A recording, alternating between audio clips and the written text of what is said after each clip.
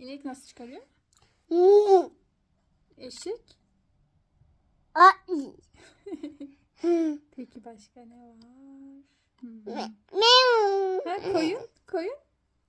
Koyun nasıl çıkarıyor? Me. Arı. Arıyı bilmiyorum. Beep. Vız. Köpek. Hav hav. Kedi. Meow. Koyun. Me. İnek. Mu. Eşek. Ay.